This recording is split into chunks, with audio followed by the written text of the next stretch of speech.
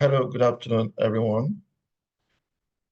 You are welcome to the fourth sensitization webinar for the December 2024 examination diet of the Chartered Institute of Personnel Management of Nigeria. My name is Samuel Iviewo. I'm the team lead for professional examination for the Institute. And I have here with me on this call my colleagues and also our technology partner who is being represented by Shegun. So my colleague on this call is Modipe Shiru and Emeke Shukuka. So we want to welcome you all to this session. And also I want to recognize our study center operators who are part of this call amongst the attendees. And also I want to welcome our great esteemed students, the student community, because basically we are here because of the student community. We won't be having this session without you out there. So we appreciate you all. And the purpose of this session is to be part of your journey to certification. So the Institute is interested in your journey to certification, and we are trying to put in all our best to ensure that your journey to certification is smooth and seamless.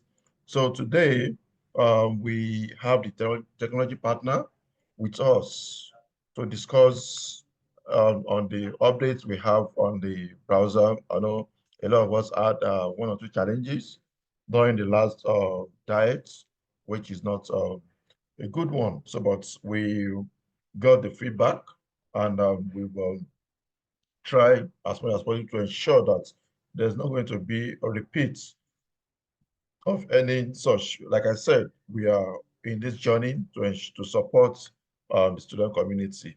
So before we call our technology partner, I just want to remind us that registration is still ongoing, and the deadline for registration is December 2nd, 2024. The December diet examination will be written on Friday, December 13th, and Saturday, December 14th, 2024. For those who are yet to register, you still have time to register, but mind you, we have less than, it's not up to 2 weeks any longer for you to register. And this time, because of the shortness of the time, there is not going to be extension of the registration deadline dates. So deadline date is December 2nd, 2024. And for those who have registered, who have successfully been able to make payments and register for the examination, please be reminded that you are expected to download your photo card or access your photo card. So if you made payments and you are here to access your photo card, please try to go and do that, because that's the last step in your registration. So if you have made payment and you don't access your photo card, your registration is still incomplete. Okay, and this is applicable only to those who registered manually. I mean, sorry, for those who registered through the portal. For the candidate that registered manually, when I say manually, I mean you have a form, you fill a physical form and send to us. So for those in that category, your photo card will be sent to you through your email addresses, and also is also applicable to our MOU students. So for the MOU students who are here on this call, don't bother yourself about downloading photo card on the portal. Your school representative will send your photo card to you. And for those who had issues registering through the portal,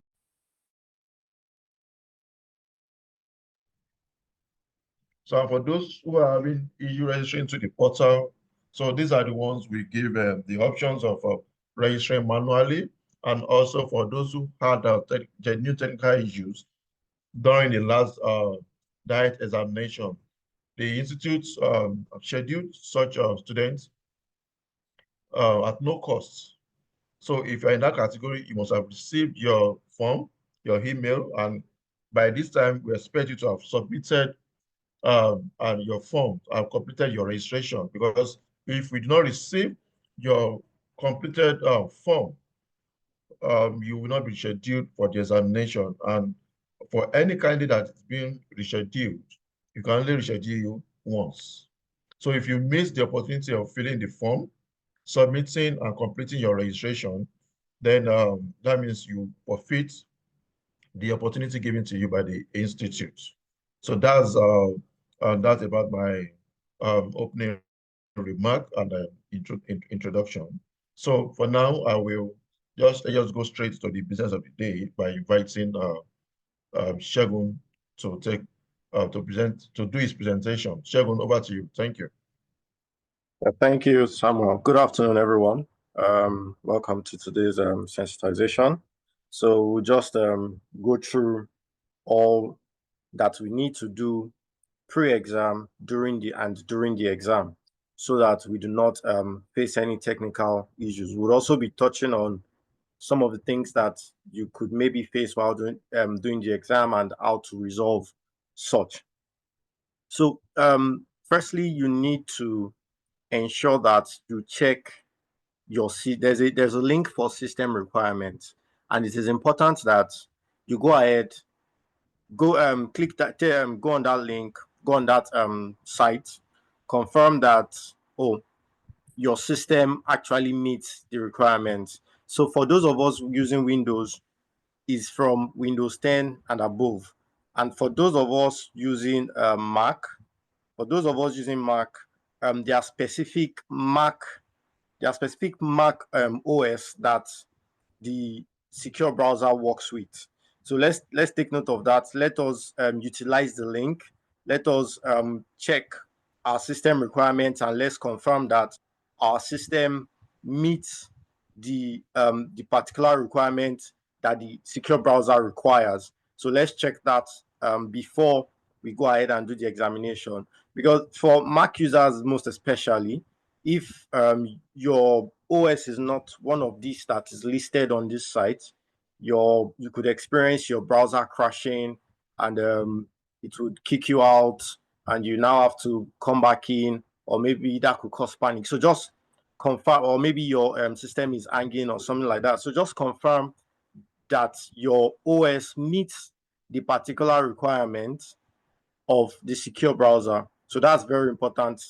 If the link has not been shared yet, it will be shared to you. So when that comes, please let us take note of that, and let us check for our system requirements, and let's check that our system meets the particular requirement that the secure browser requires. So that is very, very, very important for us to take note of. Very, very important. So please, let's take note of that. First things first for anybody that wants to take the test. So first things first for us is for us to download the secure browser. So the secure browser is very important. I mean, there's no way you will take the examination without the use of the secure browser. So the secure browser would lock you to your screen. You're not able to do any other thing aside from do the examination environment. So the secure browser would as well close applications open on your computer. So it is very important that you download the secure browser. And it's not just downloading the secure browser, because there are two links there, right? There are two links for the secure browser download. So there's the link for Windows, and there is the link for Mac. So oftentimes we see that some candidates go ahead and use the link for Windows when they are Mac users, or they use the link for Mac when they are Windows users.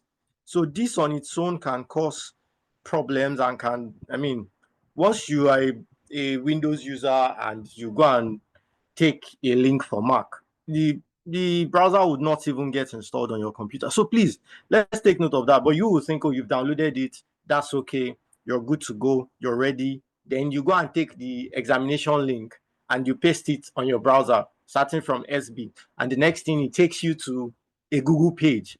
And you're like, oh, you don't know what's going on. You're on a Google page. You're not seeing the examination, or you're not seeing the practice test. That is because you have not installed the right secure browser. Oftentimes, again, you see people going and they're Googling that, going on Google, searching for secure browser, downloading what they see online and wanting to install. Again, if you do that, it's not going to work. So that is in such cases where we have people downloading the wrong secure browser, or downloading and not installing the secure browser. That's when they take the link, starting from when you take the test link, which is sb://testclient.fot.com.ng. You put that in your browser. It takes you to Google. It doesn't take you to launch the secure browser. It's because you have not installed the secure browser, or you're taking a wrong secure browser to download and install. So please, let's take note of that. Let's take note of this little thing, because this little thing could cause huge panic to us as candidates. So please, let's take note of it. Let's use only the links that have been provided. Then let's use the one that best fits our operating system type. So for me now, as a Windows user, I am only going to concern myself with this link that is for Windows device. The download link for Windows device, that's the one I will download. I will worry myself about. Then for those using Mac, they don't even need to look at the Windows link at all. Just go to the Mac link, download it, and install it. So very important, download and install. Don't just download and, oh, okay, that's fine. That's all on my computer. It is there, it's good, great, I'm good to go. No, download it. After you have downloaded it, go to wherever your downloads go on your computer, right? And double click on it. Once you double click on it, installation will start, right? You will see the whole installation process going until it's complete. When the installation is complete, the secure browser would open for it and tell you installation complete. It will give you a blue screen to write installation complete, secure browser will open. At that point, you know, oh yes, the secure browser is ready on my computer, right? But ensure that you have used the right link, the right download link. And these links that have been provided, as soon as you click on the link, your download will start immediately. You don't need to be navigating through one particular website or one particular platform looking for where to click on the download button. You don't need to do that. Once you click on the link, the download will start. So once you're done downloading, like I said, install it. Once you install it, you will see it say installation complete. It will open. So when it does open, please close the secure browser. The first step is not to go through the secure browser. So even if the secure browser opens itself after installation, just go ahead and close it, right? Again, oftentimes we see people opening the secure browser, they put the test link in the secure browser, then they will now say, oh, what I'm seeing is that it's telling me, please, the URL doesn't match. Oh, this doesn't match. Oh, and oh, I can't access it. Oh, I'm seeing URL doesn't match. You're seeing that URL doesn't match because you have opened the secure browser and you have put the link in the secure browser. That is wrong. If you do that, you are very wrong. That is not the way to start. The way to start is to open your regular browser, right? Then put the link in your regular browser. So please take note of that. If you open the secure browser and you put the link, it won't work. It will tell you that URL doesn't match stuff that it says. When it says that, just know that you are wrong. Just close it and say, I've opened my secure browser. Close it. Go and open your regular browser. Go to the regular browser, open it, then put the link, then it will go as it should go.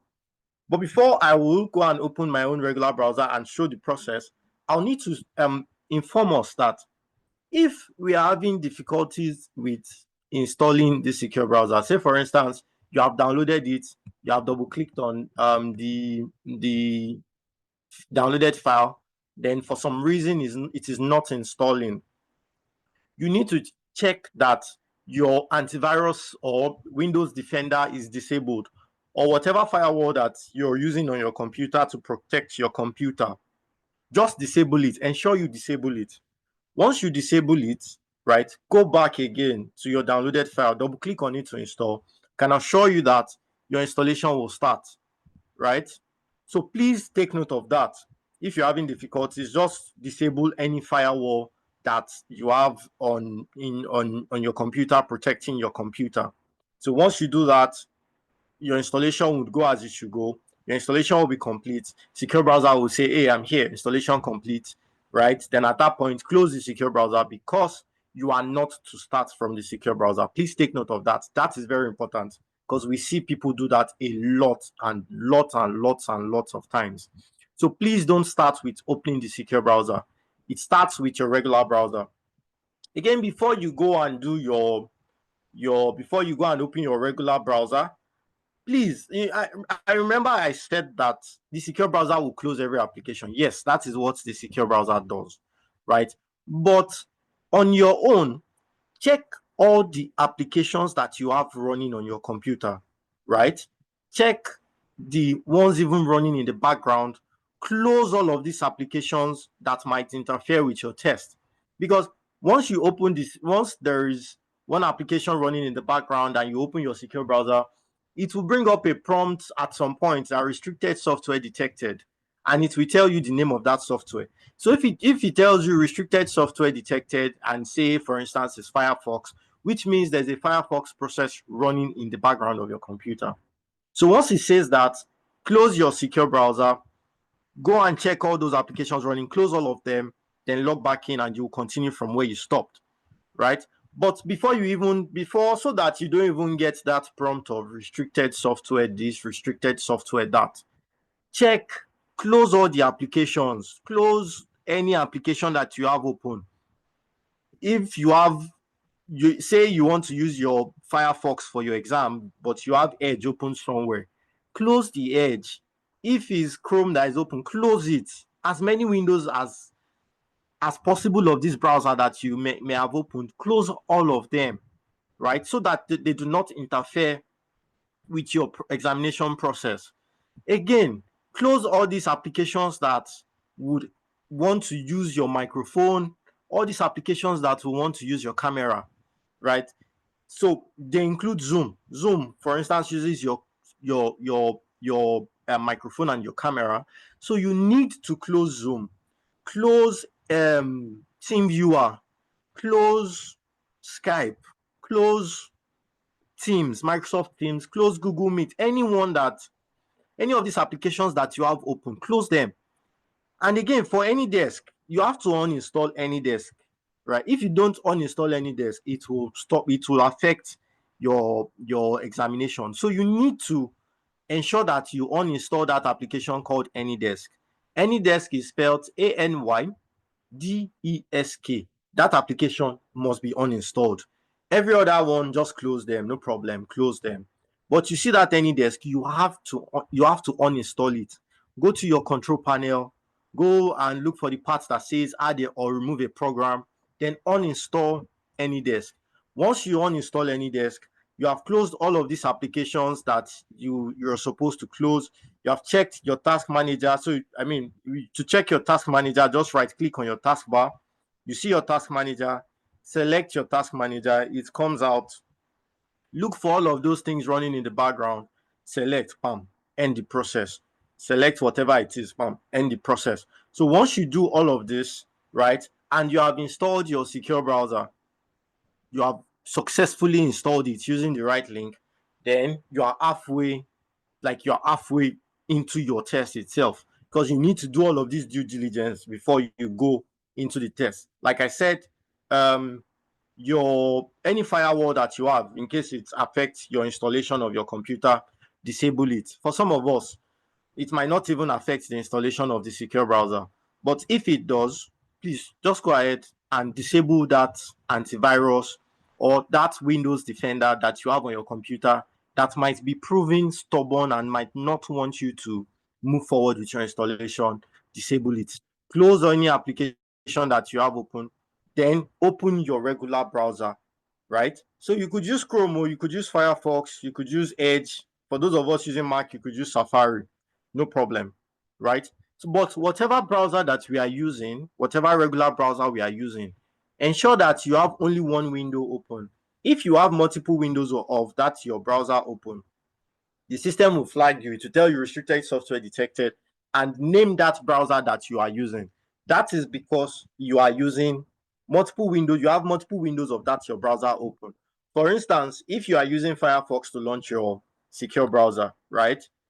If you are using Firefox to launch your examination before the secure browser opens, if you have multiple, say you have two windows of that, you open the Firefox when you're taking the exam and the secure browser detects this, it will tell you restricted software detected and tell you that it is Firefox.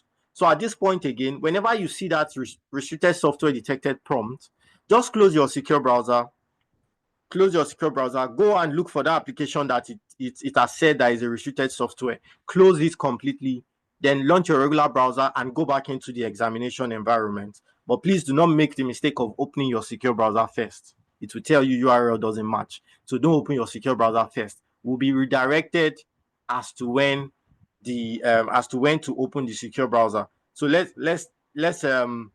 take note of that. That is very, very, very, very important. So now I will just be going into the process. I'll be sharing my screen now, right? And like I said, the process starts from your regular browser. So please don't open the secure browser. When it's time for the secure browser to do its work, when it's time for the secure browser to take over your computer, it will tell you. At that point, you will know. Then at that point, you will click on open link. Then the secure browser will open, right? So I'm just going to be sharing my screen. So we can see how the process works.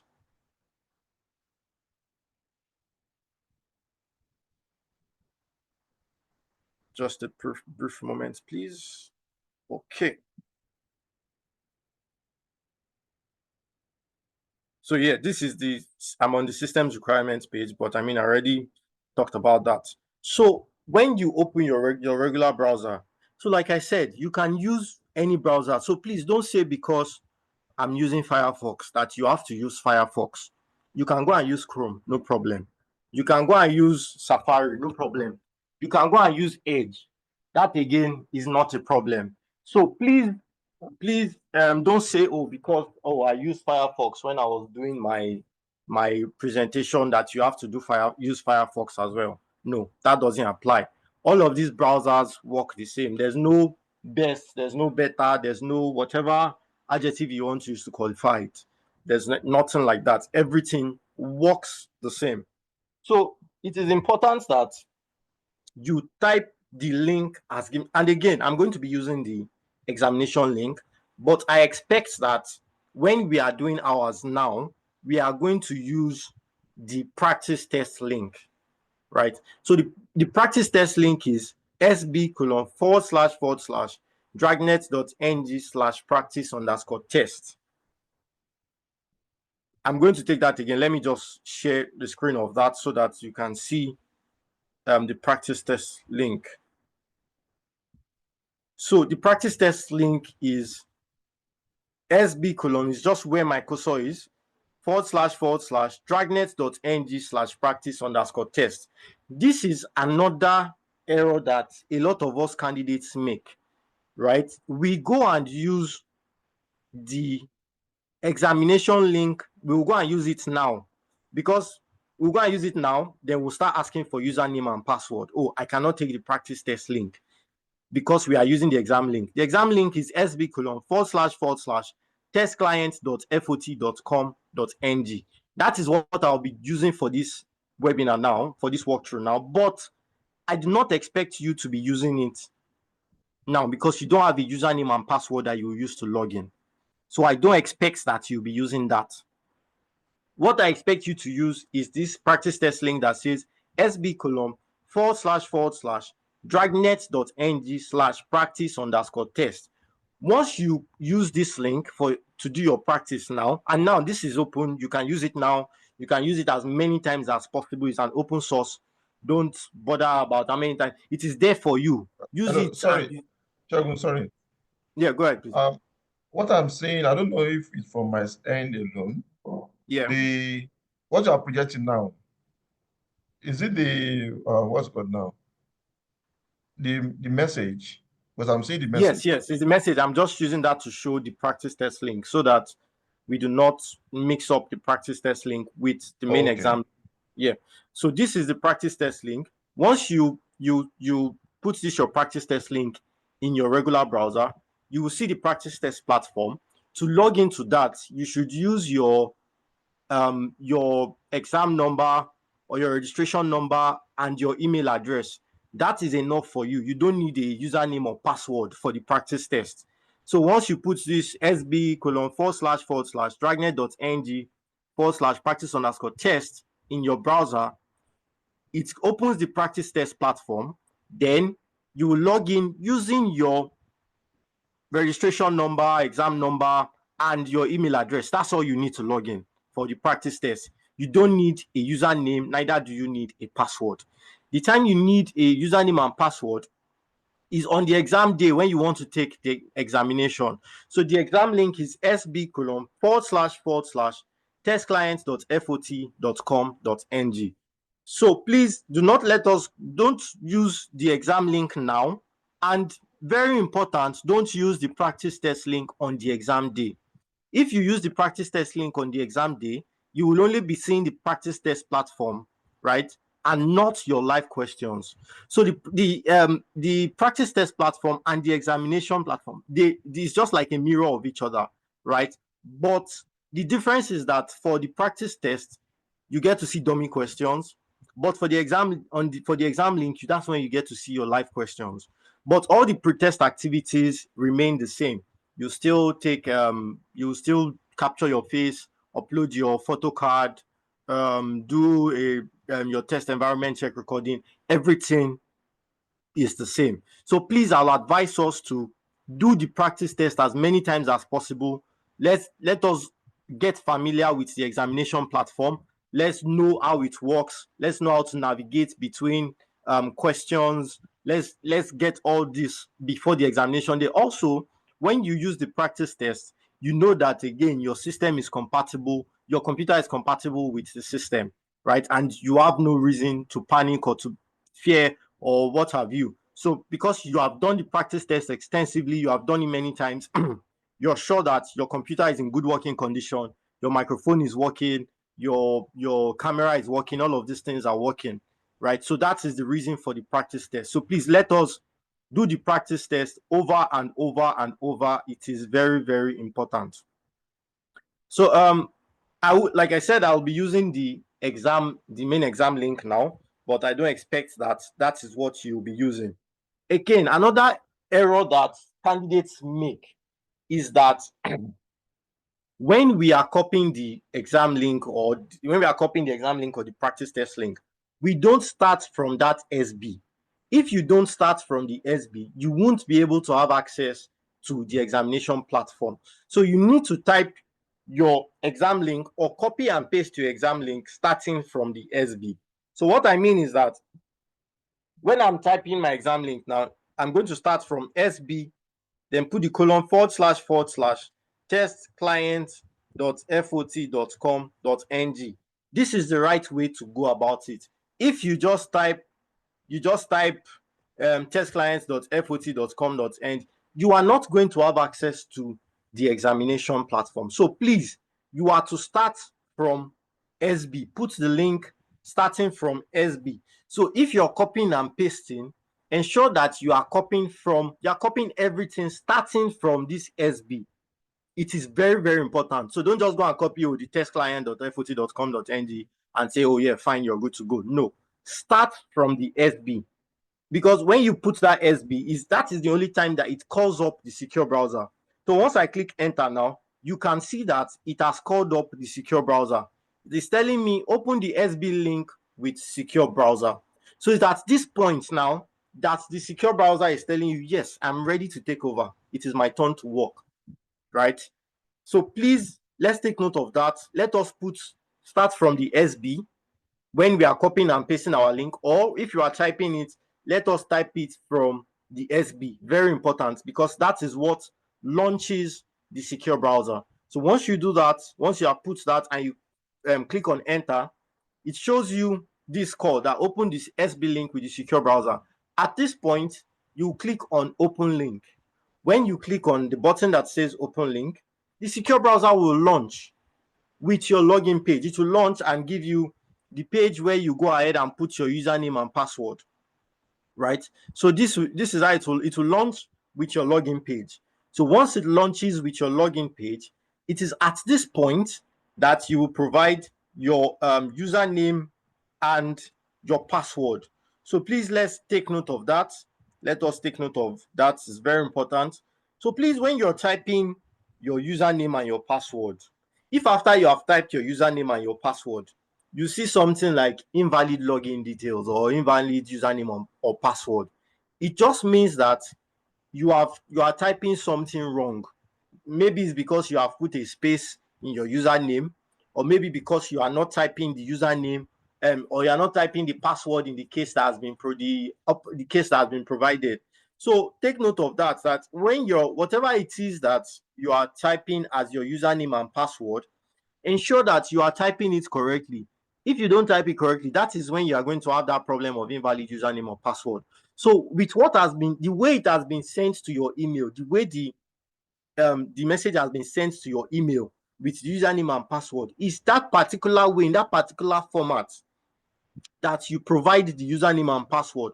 Once you do that and you click on login, you are going to be able to log in successfully. But if you have the wrong thing typed, it is going to show you invalid username or password. So please take note of that. When you see invalid username or password, just check what you've typed. Check that there's no space somewhere. Check that you are using the right case. Type it again, it will log in. It is definitely going to log in. Hello, So Shagun. please, Sorry. yeah, I'm with you. Okay, please. Please, I need to address this. So the student community, please, I want us to please concentrate on this presentation. It's important.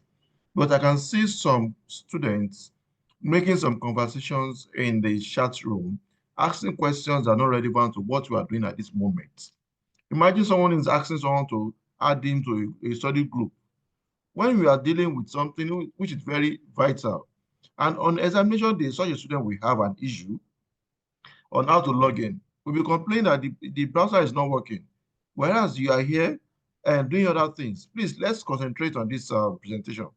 I'm begging us, please. Can continue, Shagun. All right, thank you. Thank you, Samuel. Yeah, so once you have provided the right username and password and you have clicked on login, this is the next page that will launch. So when this page launches, again, many of us will go and click on profile details and say we want to upload a photograph. There is no need for that, please, because many times then people will now say, oh, I can't upload my photo card or my photograph, or what's the size, what's the required format. There is no need for that. Once you have provided your username and your password and you've clicked on login, the only thing you need to bother yourself about in this place is this start test button that is here.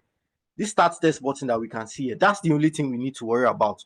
Don't even worry about any other thing. Just put your mind to it that once the page launches, the only thing you care about is your test and you want to click on start test. So once you click on start test, you will now see the exam that you want to take, and in front of that you will see a take test button, right? So when you click on the button, you will now go into your pretest activities and you start to do all of those pretest activities. Again, if you log in too early before the exam time, when you click on this start test, the page will be blank. It won't show you any assessments here.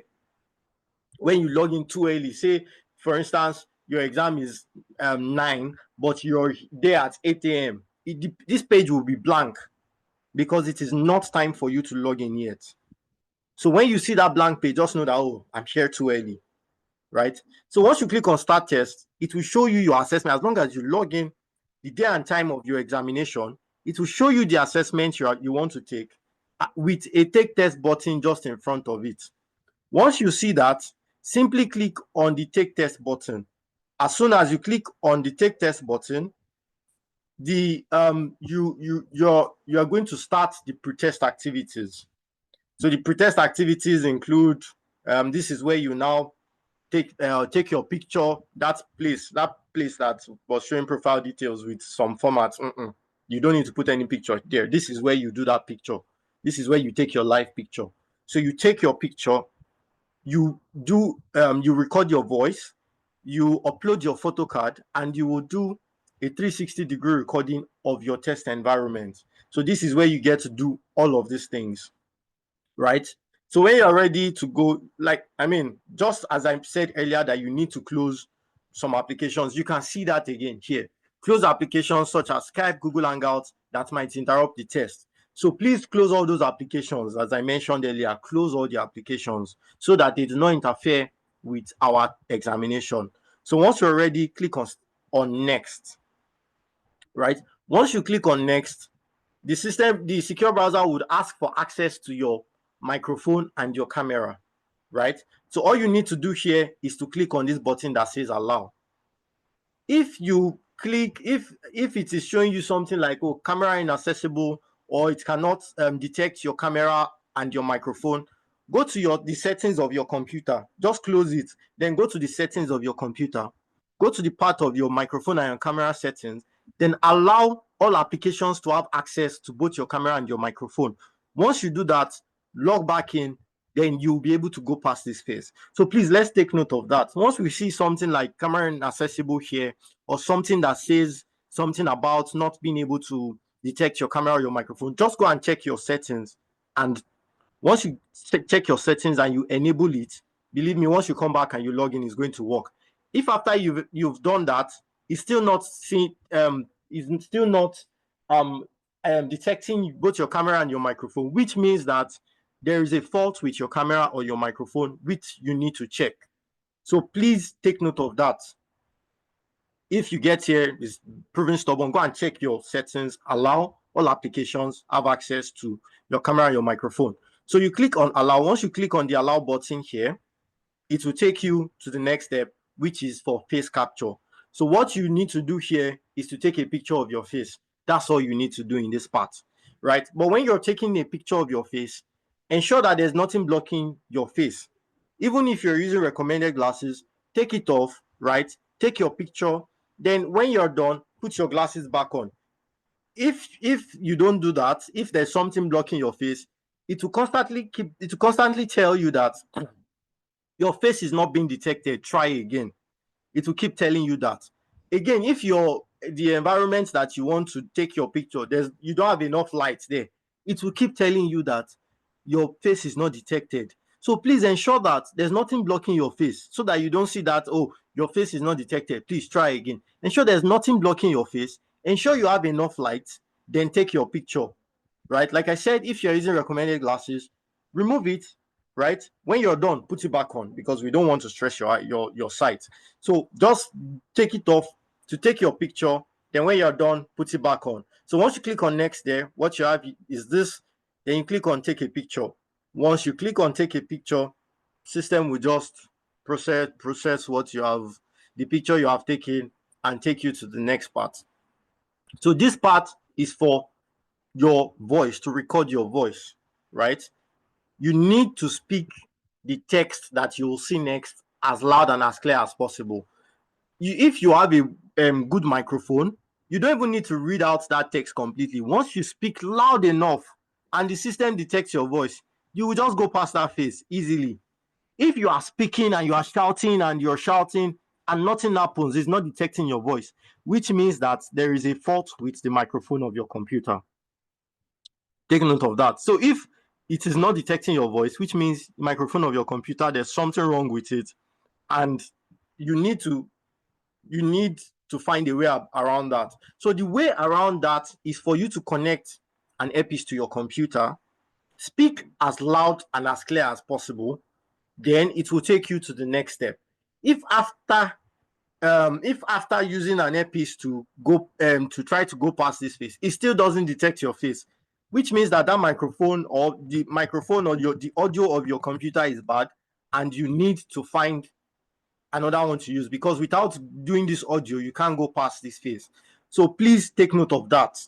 Take note of that, please. Very, very important. And again, if you are using microphone, say your microphone is bad and you're using an earpiece to go past this phase, once you are done with the audio detection phase, please take away the earpiece and just put it beside you. Do not forget it in your ears and take your examinations. You will be flagged. Just take it away from your ears and just put it beside you and continue with your examination. So please do not use an earpiece for the test. When you're ready to do your recording, click on start recording. I mean, you see how easy it was for the system to detect my voice, because I have a good microphone on my computer and I spoke very loud. So it will detect your voice and take you to the next step, which is your photo ID verification stage. So what is expected of you to do here is for you to upload your photo card. That is what is expected of you here. upload your photo card, right? So there are two ways to do this photo card upload. Two ways. Method one is to have a physical copy of this your photo card, right? You have printed it out. The photo card is with you in your house. Lift it to the camera, raise it to the camera, then click on capture. If you are doing this, ensure that the image on your photo card is clear and the camera is seeing that image on your photo card, right? And it is clear enough. Once you do that and you click on capture, then you go ahead and click on upload. It will go. But if it is not clear enough and it is not detecting that image, you are going to have difficulty here. So ensure that the image on that your photo card is showing and it is very clear and you have enough light in your environment, then click on capture. Once you do click on capture, then you click on upload. Once it is uploaded, click on finish, then go to the next step. That is method one. The second method of uploading this your photo card is for you to have a copy saved on your computer. Say you've downloaded the photo card, right? And you've downloaded that photo card and it is in PNG, JPG, or JPEG format. It has to be in picture format. If it is, the system will not take PDF, system will not take Microsoft Word document or Excel file or whatever, what have you. It will only take picture format in PNG, JPG, or JPEG. So if you have downloaded your photo card and it is in PDF, and you want to try to upload it, it will not upload. What you can do if you have downloaded a PDF file is for you to use snipping tool. Just call up snipping tool on your computer. Click on that search icon on your computer, search snipping tool. Once you do that, take that page where you have the page where you have your image, right? Save it on your computer. Once you have saved it, then you will click on this part that says click to upload. Mind you, if you are using the second method, your face will still be showing on this part though. So do not mind that, your face is still showing, my face is showing, what am I going to do? It will still show, but what is expected of you to do is just to click on this part that says click to upload.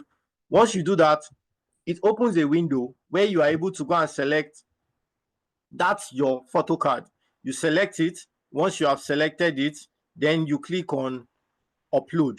So once you selected it, you click on upload. It just takes a short while to upload what you've provided. Then when that has happened, you click on the finish button. So once you click on the finish button, you get to the next step of uploading, of recording your test environment check recording.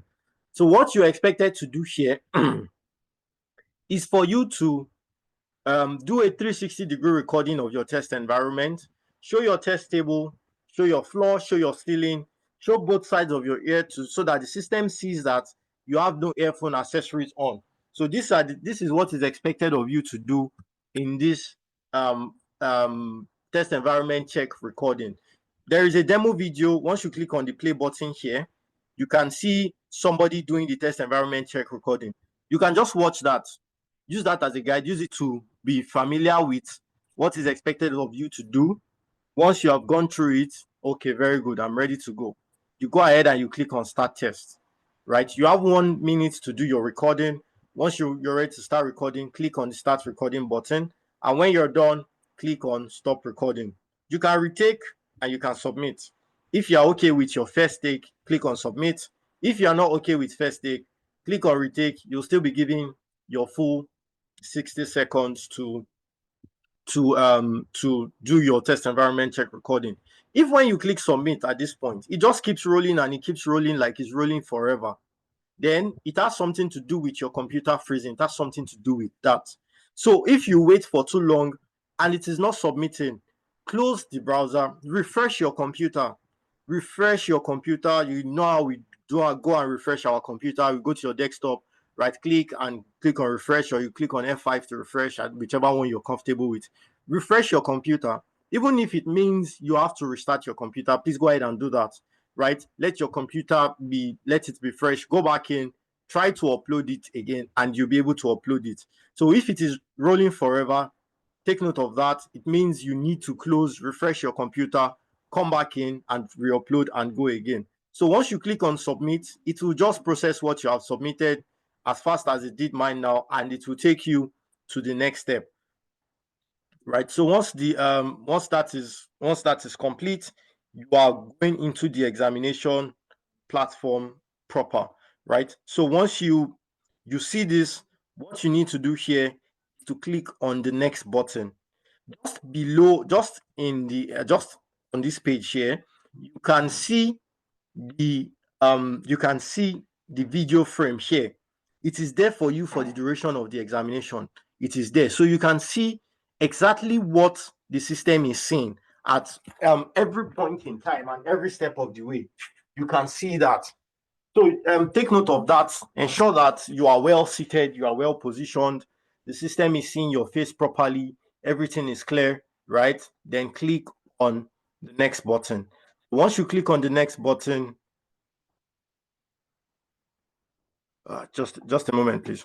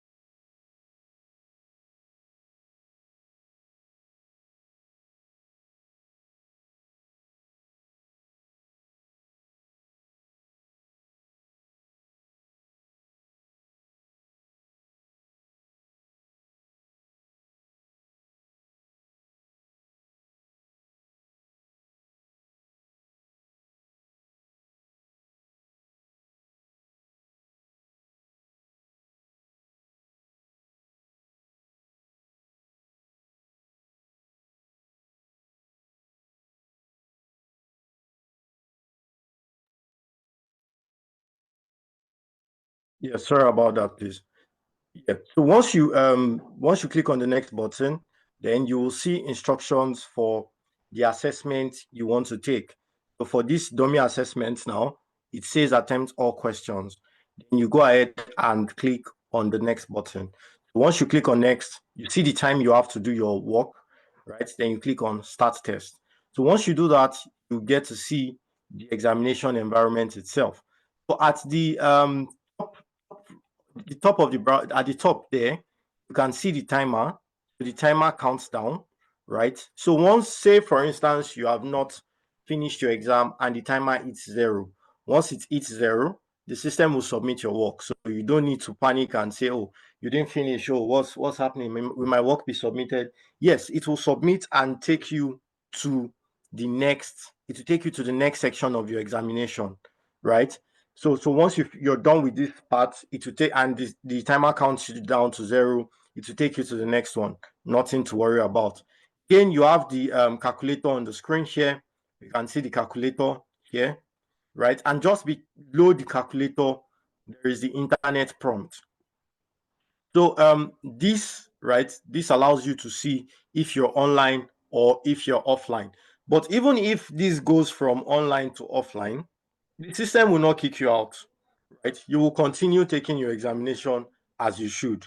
The system will not say, kick you out and say, oh, your internet is bad, please refresh your connection. No, your examination will still continue. It is at the point of submission, when you want to submit, that it will now tell you that, oh, um, error in submission, please check your internet and try again. So it's at that point you now change your internet connection, or maybe even restart that your internet connection. That's one you're connected to, right? You restart that, then reconnect back to it, then try to submit again. Once your internet connection is good, it will submit this time and upload your video, right? So it will do that. So take note of that. The system will not kick you out if your internet goes bad. If you want to change your internet source, you can do that within the lockdown browser. So just at top of the secure browser, they're just on top there. You will see the drop down. You will see that internet icon, then you will see a drop down list. Once you click on this drop down list, it will show you as many internet connections, as many internet sources as you have in your area, or as many internet connections as you have turned on in your test environment. So once you see that, you will select the one you want to switch to, right? It's just like connecting your regular internet. You select the one you want to switch to. Once you select to it, you put in the password, it takes it, then you are connected to that particular internet. So you don't need to close your secure browser before you connect or switch your internet. No, you don't have to do that. You can always do that from within the lockdown browser, right? So once you do that, you're connected to a new internet source. Go ahead and continue with your examination or submit your examination, as the case may be. So you can navigate the examination page using the previous and next button, or by simply clicking on the question number. Once you do that, once you click on the question number, it takes you to the particular question you've clicked on. So once I click on this, I select my option, click on this, select my option, select my option. I'm free to go back and forth, change my options as I so wish, as many times as possible. So just we can see that these question numbers are colored, right? The ones that are green means we have selected an option for that particular question. The ones that are red means we have listed it, we have not selected an option. And these ones that are white, we have not even touched them at all. So that's what it is. So you know that, oh, this particular question I've not answered it. Let me answer it before I go ahead and submit my exam myself. So at the last question number, right, when you click on next at the last question number, for instance, this is question 11. If you have more than 11 questions, say 40, if your last question number is 40, at question 40, when you click on the next button, you will see the end assessment button. So the end assessment button at this, when you click the end assessment button, you are submitting this examination. So once you click end assessment button, submit this examination, you are not able to go back to the particular examination. So please ensure that before you click end assessment, you have answered all of the questions, you have picked the right options for that particular exam they're writing. Because once you submit, you click on end assessment and you submit that, you can't go back to that. You will go to the next examination that you have to take. But if at this point you click on end assessment, the system would even still ask you that, are you sure you want to end the assessment? So if you're sure, you click on OK.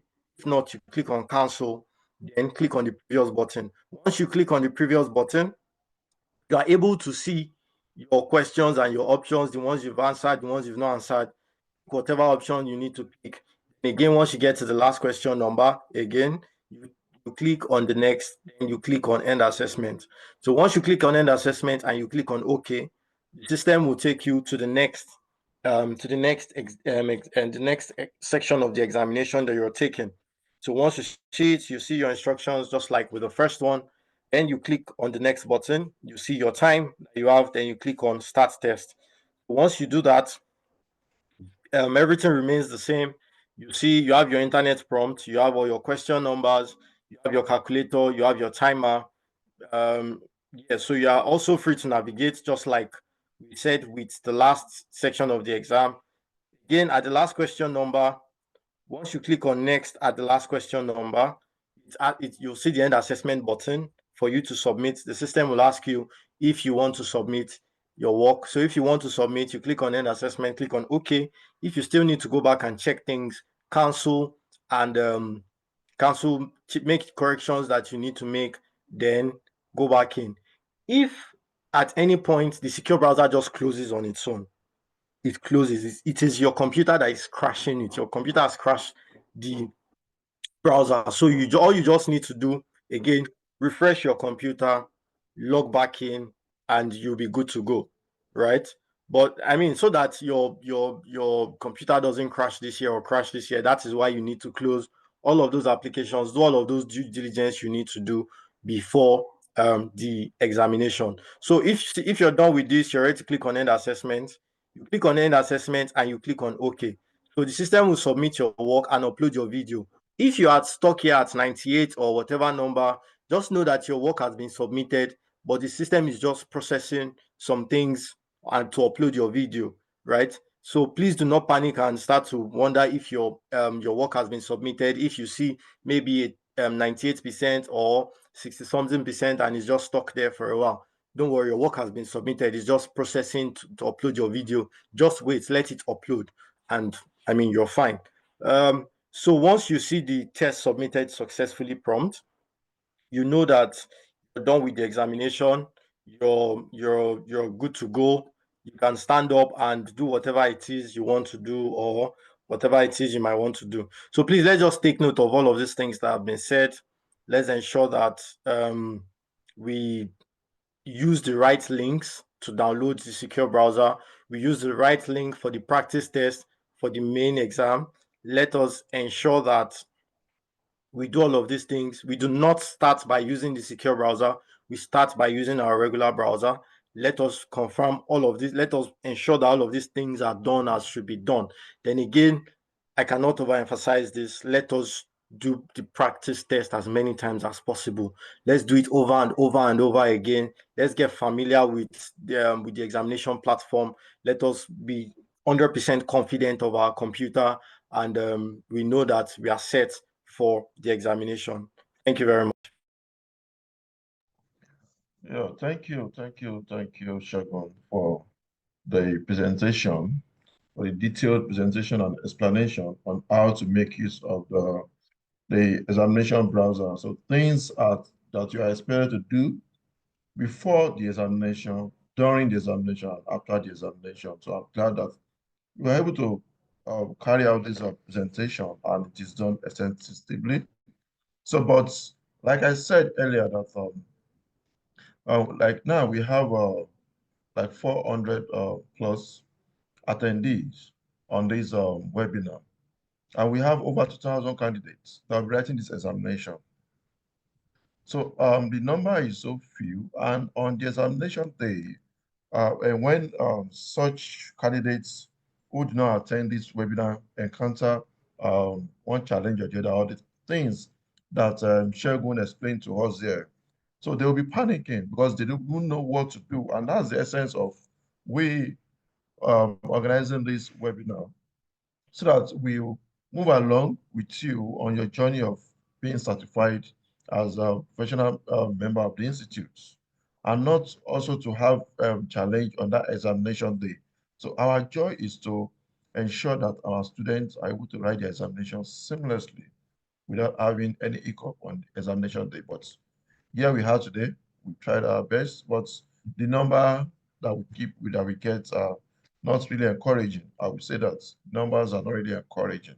So, but be that as it may be, no, we have some hands. Some people have raised their hands and they want to ask questions. So we go into the Q&A session, question and answer session. So for you, if you want to ask questions, please, if any of your questions has already been asked, just kindly lower your hands so that we'll be able to attend to as many students as possible, and to attend to new questions so that everybody on this call will benefit from one another. So let me start with Shuaib. So please unmute and ask your question. Thank you. Good afternoon. Can you hear me, please? Yes, good afternoon. Okay, thank you. My question, when Mr. Shegon was doing his introductory part, he mentioned something about having background softwares running, and he made a point that the secure browser at a point can prompt something like restricted software running in background. So at that point, he advised or encouraged that if anyone is experiencing that, should log out of the secure browser, then go back to the computer to close all of the software. So my question is, if it is in the midst of the exam, and you get such prompt, and such prompt, and you go out to close it, then you come back to the exam because that was what you said earlier. Does that not affect the process? Do you have to start all over, or you will resume where you stopped, and it doesn't have any implication whatsoever? That's my question. Thank you. Okay, Shagun, please respond to that. Yeah, so to continue from your last save duration, once you close and you log back in, it will continue from where you stopped, basically. So yeah. Okay, so we should be required to carry out the 360 scanning of our room again to test all Yes, those yes. tests. So yes, you have to do the test activities again. So when you close and anytime you try to log in again, anytime you try to log in, you have to do all of the pretest activities again. Yes. Okay, Okay, thank you. so will that be all? Yes, yes, thank you. That'll be all. Take care, hug your neck. Good afternoon, sir. Can you hear me, please? Yes. Okay, so I want to ask, in case there's a network glitch and we have to restart our system and all, does the browser save our answers? Because in the last diet, when there's an issue and I get to log out and restart my system, my answers are not saved already.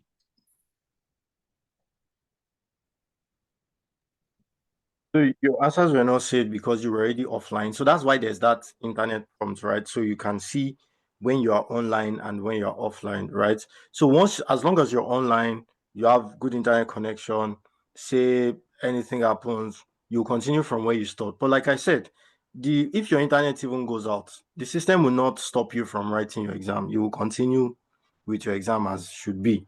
But say the browser crashes, maybe your system crashes the browser and it closes, or maybe it shows that restricted software. Once you log back in, it will continue from where the last time you were online. If it's not a thing of okay, maybe to continue from where you stopped, right? As long as you're online, the system will be saving your work automatically. Each response you pick will be saved. So when you log out and you log back in, you will continue from the last saved point. Okay, for example, now, if I'm offline for like question 1 to 10 and the system crashes, it doesn't work, I have to start again.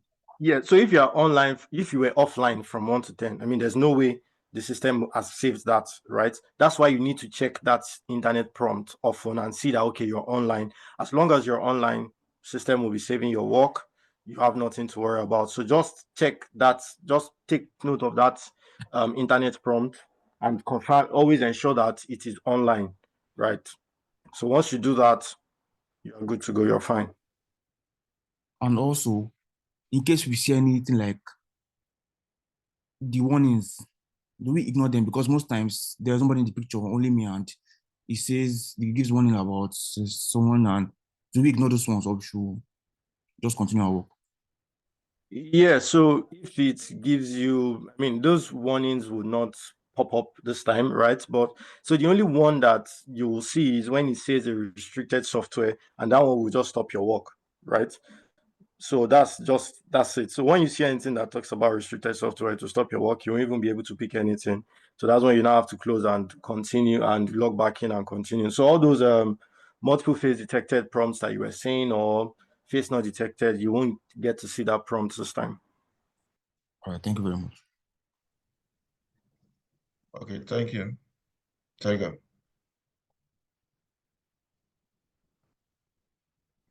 Michael Adidigba. Um, Good evening, sir. Good Can evening. you hear me, sir? Oh, thank you, sir. Yes.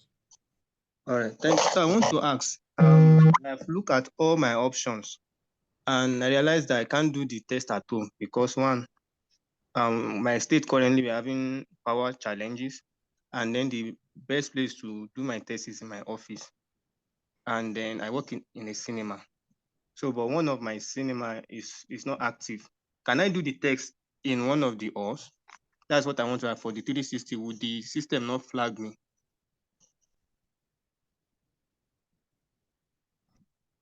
Can you hear me, sir? So the system will not flag you as long as you're the only one there. Wherever it is that you want to take your examination, as long as you are the only one there, you have to take the examination in an isolated environment where it's just you. As long as you're the only one there, the system it's not seeing anybody, then you're good to go. The system is not going to flag you for that. You just need to be in an isolated environment when you're taking the test and ensure that nobody shows up in your All right. Okay. Thank you, sir. That's all.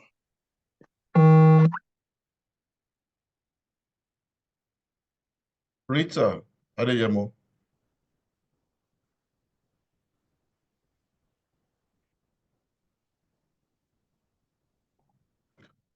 Rita Adeyemo, please unmute and ask the question.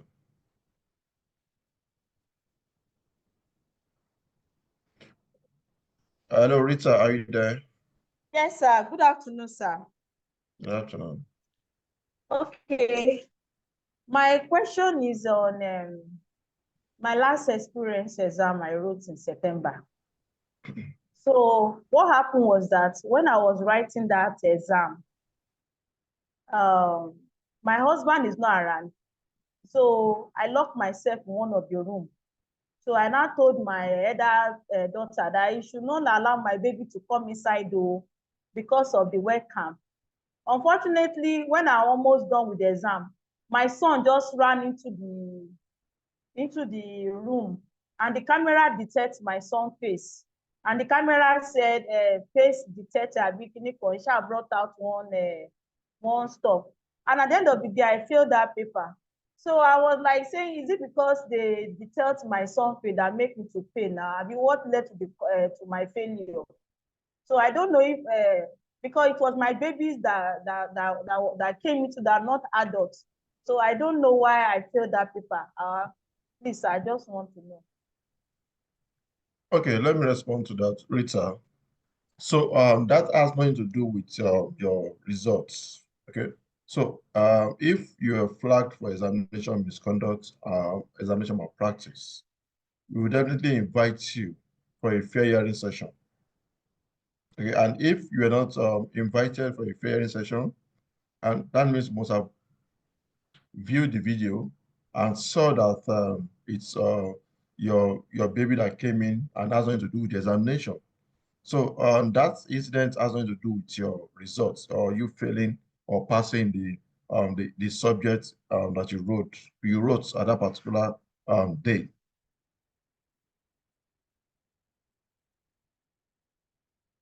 So that's the response. Okay. Okay, sir. So my baby, so let's assume the camera detects third party face now.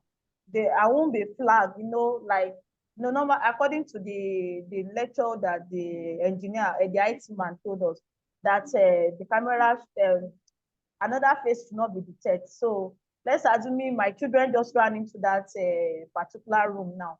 And I hope I won't pay this time around again because I'm supposed to have graduated now. Thank you, sir. Okay, Rita, like I said, your son coming into the room has nothing to do with the results. If you failed an examination, it's not because your children came into the room. Okay, and the instruction of the examination is that being in an isolated environment. So if you know that you don't want to be distracted while writing your examination, you can lock the door behind you or put a prescription by the door that please do not disturb. For your children, lock yourself in the room or get someone to take care of them so they won't distract you on your examination day. So if you are to write a physical examination, would they have followed you to the venue? No. So try as much as possible to follow the examination instruction. If you're flagged for examination malpractice, and we check the video at the end of the examination, and there's need for us to invite you, you'll be invited. And at that point, your result will be withheld, not be released. So if there are issues, we invite you to come and explain yourself. But if there are no issues, we will release your results. Whatever you score is what you get. So it has nothing to do with your grade. Okay? Okay, sir. Thank you, sir. Thank you, sir.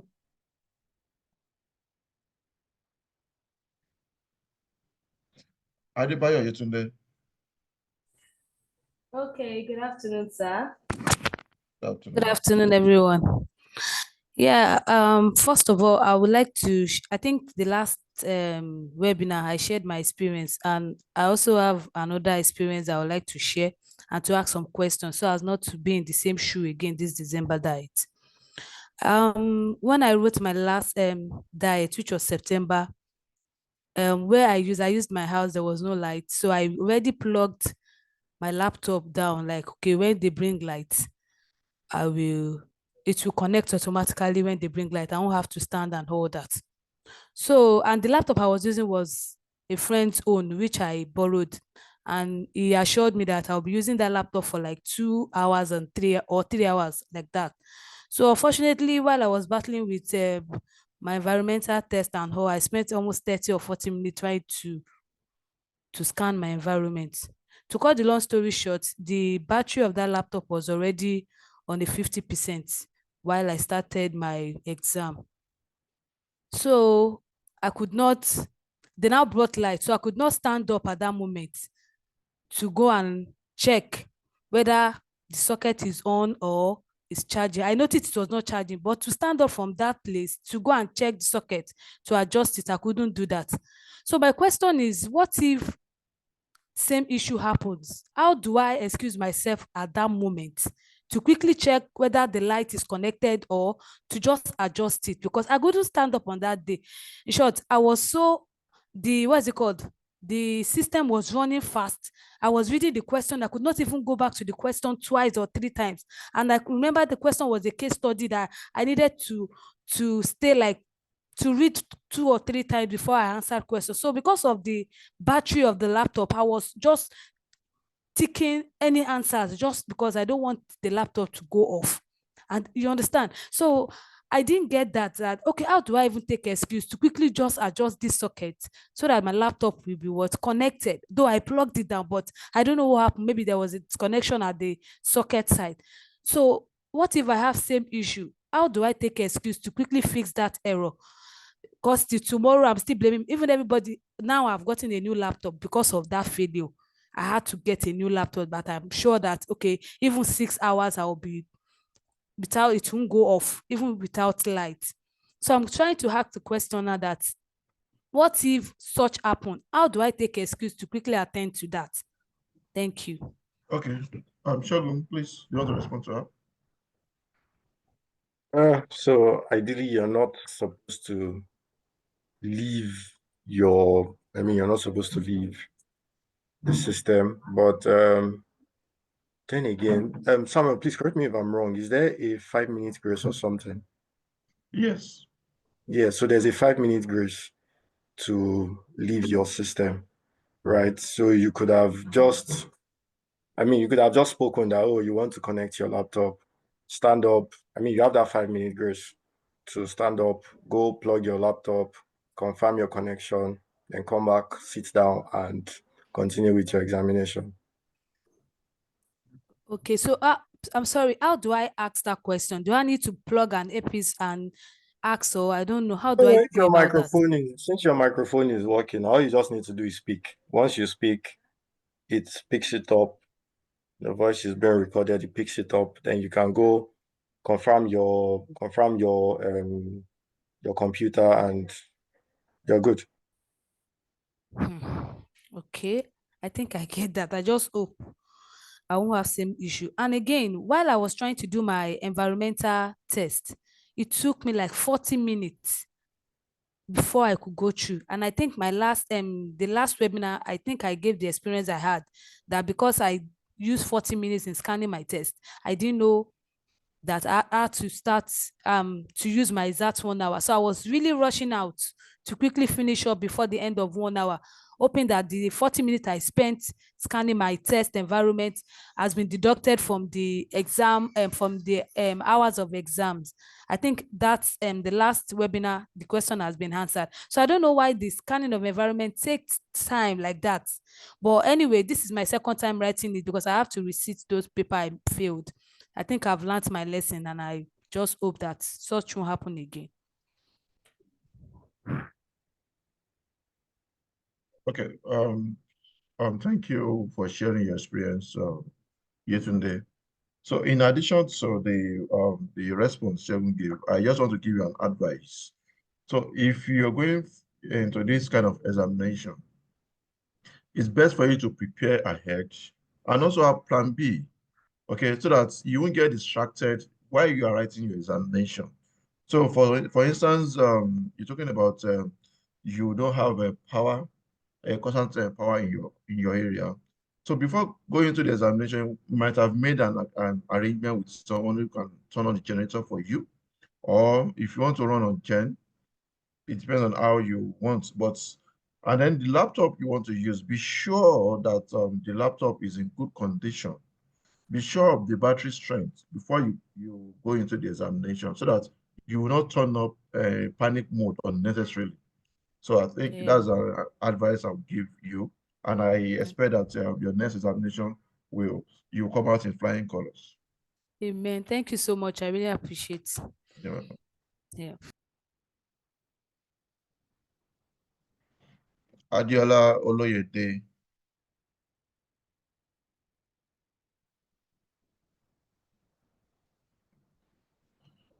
Adiola Oloyede, if you are there, please unmute and speak.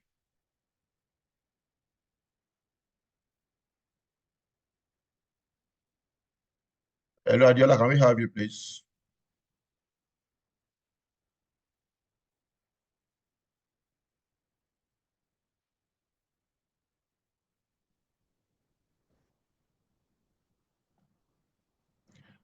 Emmanuel Oyo. Okay. Good afternoon, sir. Good afternoon, Mr. Shegun. Can you hear me, please? If you are speaking, please speak louder. We can't hear you. Good afternoon. Can you hear me now? Okay, it's better. All right. Good afternoon. So, I have two questions. Number one is I wrote P1, that was June diet. So I'm asking as regards the secure browser. Am I to update the secure browser because I have the secure browser on my system? So I'm asking Mr. Shegun now that am I to update or am I to download another secure browser? Because I learned that those that wrote the September diet, they had to update the secure browser. So that's my first question. Then yes, I think that's that. Then secondly, concerning the pre-test and all, when are we going to be expecting when should we be expecting the mail? So those are the questions I have. Thank you. So you do not need to download a new secure browser, but if the secure browser prompts you to update, please click on update and install the new download that it does. So if it tells you to update, click on update. Once it is done downloading the update, install it and you're good to go. Right. So with the practice test, you can go and take the practice test now. The link, I already mentioned the link repeatedly. You can go try to take the practice test. It is open now. You can do it many times as you want. I mean, as long as you have the secure browser, it is working properly, you can just go and do your practice test now.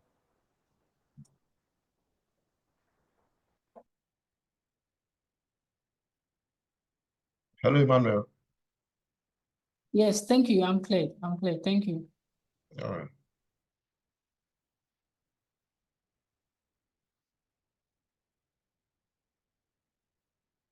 Sharia Princess. Okay. Good afternoon, sir. Good afternoon. When you were talking about the environment test, and she was talking about taking her 40 minutes to scan her environment. I want to understand, do you have to physically pick up the laptop and point it around the room for the proctor to assess your environment and scan it?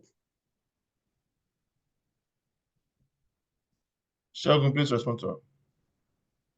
Yes, when you want to do the environment check, the environment scanning, yeah, just pick up your laptop, move it around, do all the recording you need to do, record your table, record your floor, and do all of that. Then you're okay. Then you click submit, right? Yes, yes. Yeah, but you clearly said that the examination duration does not start until you click on assessment. So Yeah, how could she have eaten into her assessment time if if she used 40 minutes to scan? It's not until she clicks on the assessment test before the examination itself begins. Yeah, exactly. That is it. That is it, and nothing else. Your timer doesn't read when you start all your pretest activities. There's no timer there. There's no timer. It only starts when you get to the examination platform and you click on start test. That is when that's after the pretest activities. When you see your instructions, then you click on start test. That is where your time starts to count. But it doesn't count when you're doing your pretest activities. So it's not going to reduce your time or eat into your time or whatever. Okay, so since the exam is for next month, 12th and 13th, we cannot disable, for we who are still using our laptop to work in the office, we cannot disable all our firewalls and window defenders till maybe a week to the exam, right? That's around the time that you would advise us to do that, right? So yeah, again, like I said, disabling the firewall again can be system dependent. You can go ahead, do all the things you want to do right now, right? It could work without disabling your firewall or your antivirus. But even if you try now and it requires you disabling your firewall or your Windows Defender or what have you, once you do the practice test, like right when you're done with your practice test, you can enable it again, no problem. It's backup, no problem. But you have already done the practice test, you're sure that you're good to go, and that's it. So you can disable it when you're done, enable it again, no problem. That's okay. All right, thank you very much.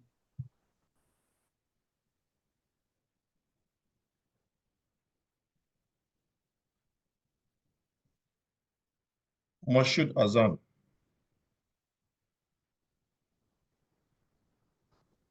All right. Good afternoon, sir. Good afternoon, everyone. My question to do with subjects that are calculation inclined. The calculator provided on the platform, I couldn't figure out the backspace button. So I assume I want to type 100,000 and I mistakenly add 10 to become 1 million. I couldn't figure out where to backspace, just take out once. I had to then clear all and start afresh, which was really eating into my time, the last test. So please, can you show us or clarify to us where we can find it? Thanks.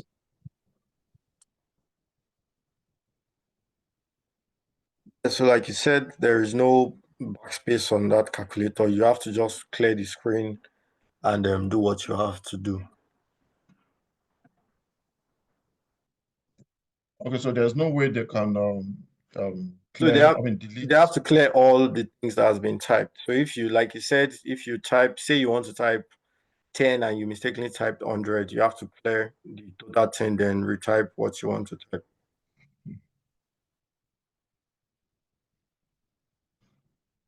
Okay. All right, thank you. But I would just maybe a suggestion, if that can be worked on for subsequent diets, it would really be nice. Okay, that's noted, Moshood.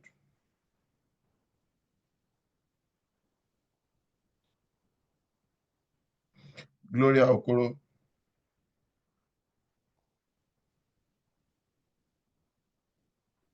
Good evening, Mr. Samuel. Good evening, everybody. Can you hear me, sir? Yes, loud and clear. Concerning the pretest, my question is concerning the pretest, please. I was able to do the test, but at the end of the test, my system brought out a notification saying, window focus out. You have switched the tab. Kindly refrain from doing this action again. I don't really understand that. That was what I'm asking. So, did it stop you from taking the test? That did not stop you now from submitting. Yes. Exactly. Just ensure that you're clicking in the examination window and not outside. So once you do that, then you're good to go. So I should ignore this warning? Yeah. Yes, you can. Okay, thank you very much, sir. Nkechi Azubike.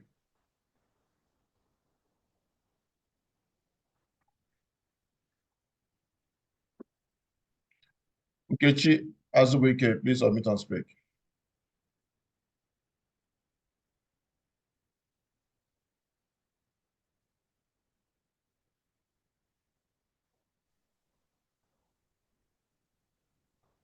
Hello, Nkechi, are you there? If you are speaking, please speak up.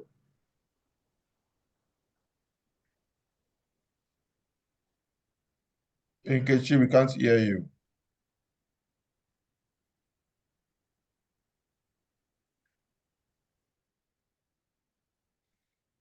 Okay, so let me go into the Q&A and ask, read some of the questions that we have here. So there's a question from Esoye Ibinovia. Said, I saw that the exam ends by 6 p.m. Does that mean we can start it anytime after 9 a.m., which is the slated time for the exam? Okay, so the time for the exam, like we said, like we have it on the timetable, is supposed to be 9 a.m. to 12 noon. That's the duration for the exam per day. So, but due to complaints from students on the examination day, so we decide to extend the duration period from from 12 noon to 6 p.m. Okay, so however, that doesn't mean that you shouldn't log in by 9 a.m. if you are to write your examination by 9 a.m. So the reason why we decided to extend it to 6 p.m. is because for anyone who encounter one challenge or the other and couldn't log in at that particular time can easily come back.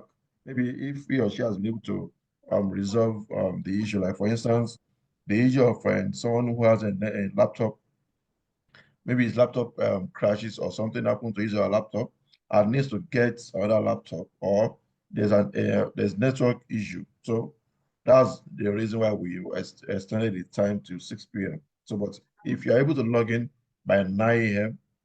and take your exam, why not take it and move on instead of you waiting till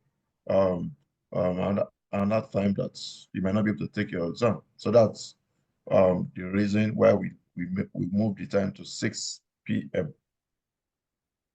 So then Daniel Anubi is asking, how do we get the link to download the secure browser and also the documents Mr. Shegun made reference to, where we can copy the practice test link? Okay, so for you to have been part of this webinar, you must have received an email inviting you to attend this webinar.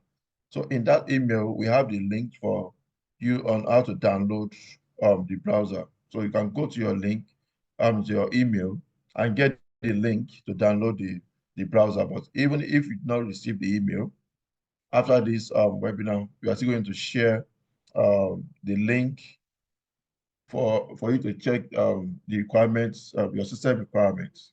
So we are still going to make that link available for everyone so that you can know if your laptop is compatible and the requirements, if your laptop meets the requirement for the examination browser. So we are still going to share that link with all registered candidates that will be taking this December diet examination.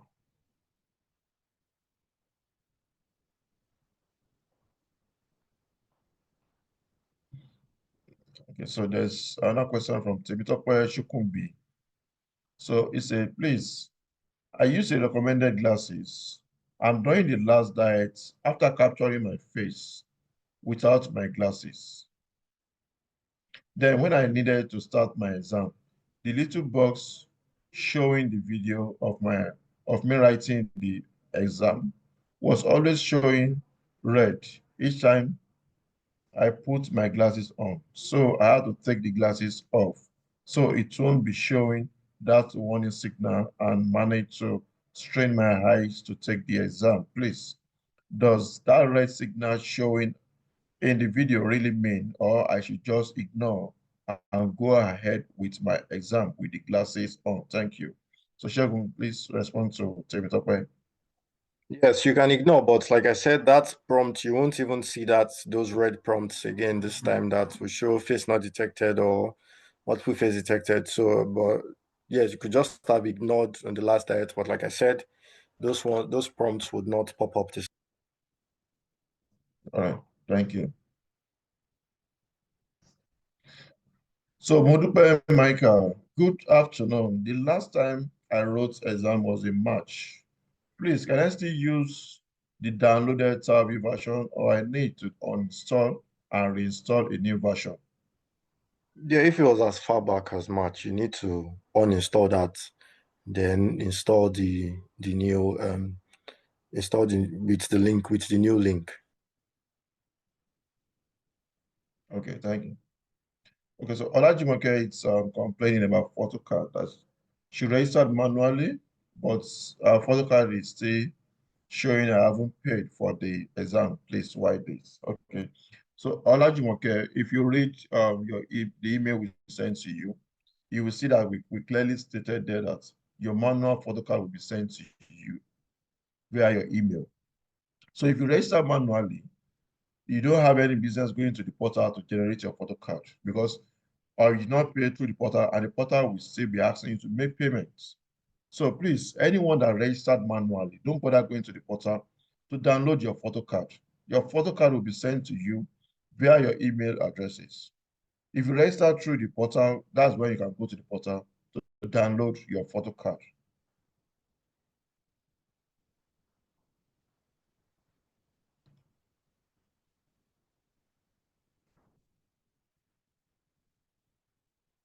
Okay, so Tiger, I think Tiger with has spoken. Okay, yeah, he's asking that what is the best browser to use for Mac? Is it Safari or Chrome? And he could have asked that question when he was given the opportunity to ask the question. So Shogun.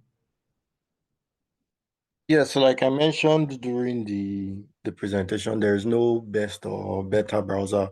It works the same way. So you can decide to use Safari, no problem. You could also decide to use Chrome, no problem. Anyone you pick to use works just fine. Okay. So I think with that, we'll come back to, okay, well, there's a question here again from Duru Ugochukwu.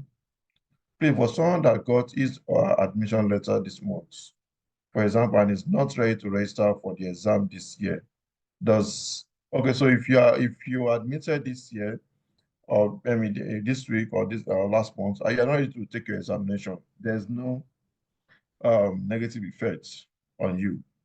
So when you are ready to take your examination, you can take your examination next year.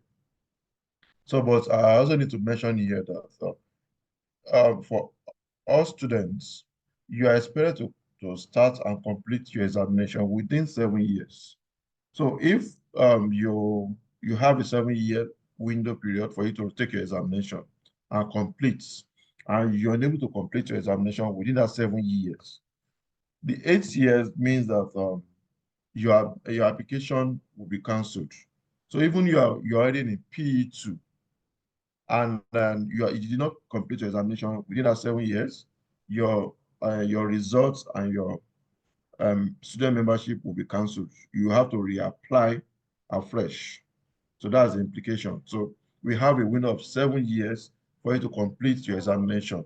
So try as much as possible not to miss the window. So if you're not ready to write this December diet, you have next year, you have 4 diets in a year. So you can decide to choose which diet you prefer to write your examination. So that's so let's come back to live questions. So Itunuoluwa Owosheni, please ask your question. Hello, good afternoon, Mr. Samuel. Good afternoon, Mr. Sheldon, and everybody. I hope you can hear me. Yes, I can hear you. All right, so my question is to Mr. Sheldon. For the email, the fourth administrator email, where we have our password and username, how close to the exam should we expect that email? Because during the last diet, I missed my exam. I wasn't scheduled for it. And I think one of the reasons was I didn't get the email. So unknown to me, because I did the March diet and the June diet, and I discovered that the password and username were the same. So when I didn't get the email, I just felt, oh, I will use the same, since it's the same password and username for the previous two, that it is the same, that I didn't need it. So I didn't know that I was supposed to get that email. So now I want to know how close to the exam should we expect it? And so we can know that if we don't get it maybe 24 hours to the exam, we start complaining or something. Because when I eventually reached out to the institute, they told me that since I didn't get it, if I had reached out maybe, I think the lady said a day before that they could have still helped me on the exam day, that there was nothing they could do. So I just want to know. And then the fact that I registered manually this time around, I don't know, but will it affect the email? Should I still expect the email, or how is it going to be? Um, I'm not sure how that's going to work. That's my question.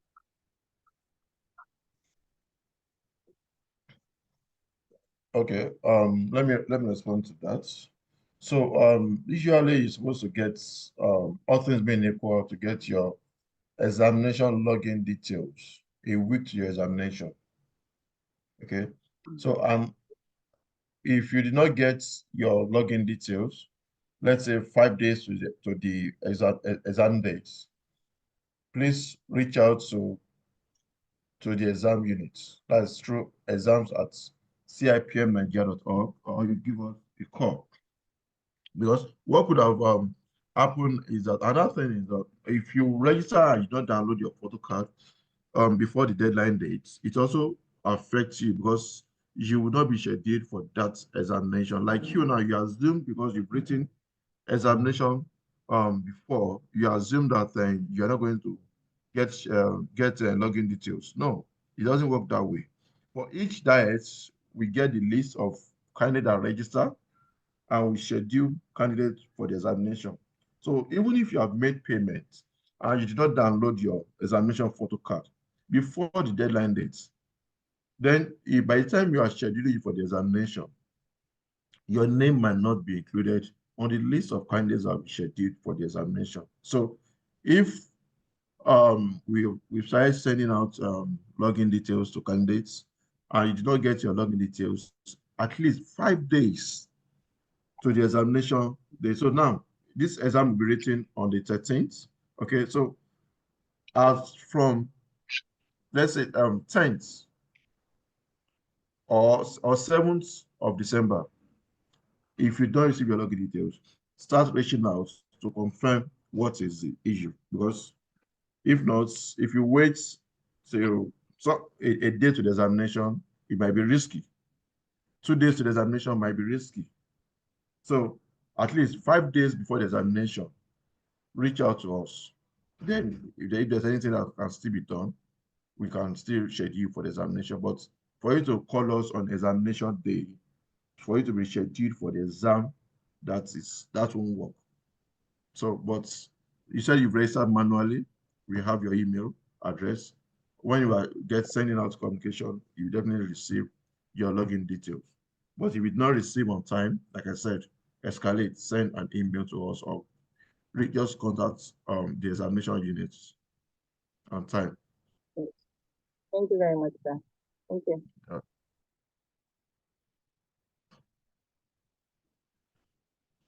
Abdulafiz Ogusoya. Good afternoon, sir. Good afternoon. Thank you very much, sir. My part of my question has been clarified by previous questions from other candidates. The one I will ask is that I was told that I can, because I don't have a quiet place where I can take the exam, and I was asked to come to the should I say, to the headquarters, to come and use the library. So I want to ask, would there By who, be please? By who, please? by her name is I don't know whether her name is Mariam. She's the one I usually chat with. Is it from the institute? The institute does not yes, have, CIPM yes. does not have examination center. Okay, So No, we are not let, inviting students. Hold on, please. We are not inviting students to the institute to go and write examination. The examination is an online examination. You are expected to take it in a secure location, in an isolated location, in your maybe your place or place of work, or your bedroom or your sitting room. So just to be clear, CIPM do not have examination center for candidates. yes, the number the 4 digits number that lasted the number I do call is 0968. So she said I can come and use the library.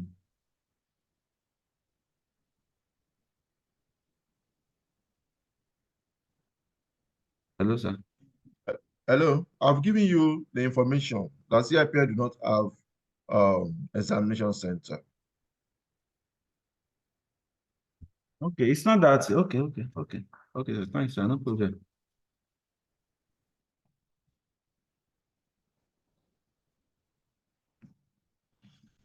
Olawumi Ibikunle. Good evening. Good evening, everyone. Good evening. So I want to ask because my laptop is a Windows 7, and I was able to download the secure browser, and I was able to do the test, but I was unable to take the video of my environment. So I want to ask, is it compulsory for me to use Windows 10 instead because I'm using a Windows 7? So that's the question. Sheldon, please. Yeah, you have to use the minimum is Windows 10. You cannot use Windows 7. You would have so many issues and so many issues. So please, let's just stick to the requirements from Windows 10 and above.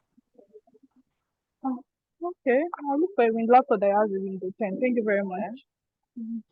Okay, Thank you very thank much. you, Ibukun. In fact, I'm glad that this question is being asked here because we from experience we had some students with Windows 7, Windows 8 that is later than Windows 10, and they claim that for the fact that they are able to download the browser on their laptop, then why can't they go ahead and make use of it? So because of that, they insisted on making use of it. On the examination day, they discovered that they couldn't go past the pretest stage. So please, let's be guided. The instruction is out there. It's Windows 10 and above. So don't say because you are using Windows 8, you're able to download the browser on your system. So in that case, it should be able to work for you. So don't try that because on the examination day, you will not be able to make use of it. So I think I need to put this out there. So anyone who is trying to just maybe you want to be smart, that want to try the technology and say, okay, Windows 7, I have Windows 7, I've downloaded it and it will work. It won't work. We had some candidates last night that complained about it and couldn't write their examination.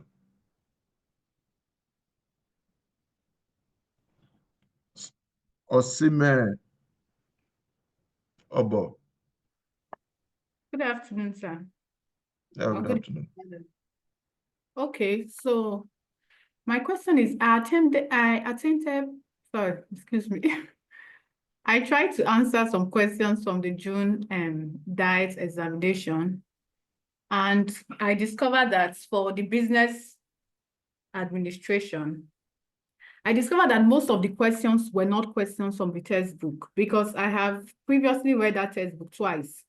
So at least I have an idea of the kind of questions that should come out. They were mainly management questions. So when I did my findings, I discovered that most of the questions were from foundation, and they were from principle of management and business development. So I was wondering, for those of us that started from intermediate 1, what is our chances of passing the exam if we encounter such questions? Okay, so thank you for this feedback. So, like you said, those are past questions. So I guess maybe at the point of uploading, those are past questions. We might have labeled it wrongly. Okay, so we will look into it and see what's actually happened. So, but for other subjects, are there, is there any thing like that in other subjects? No, I didn't notice for that subject, just that business admin. Okay, so it's a feedback we've gotten that we look into it and check what could have happened. Probably at the point of saving it, maybe it was wrongly saved in with the wrong name. So we look into it and check. Okay, thank you, sir. All right, thank you.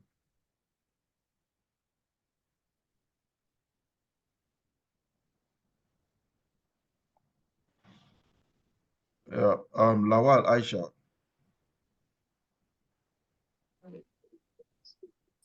So my question is, can you hear me, sir? Yes, ma'am. Please, can we use external mouse, like connected to our laptop for the exams? That's one.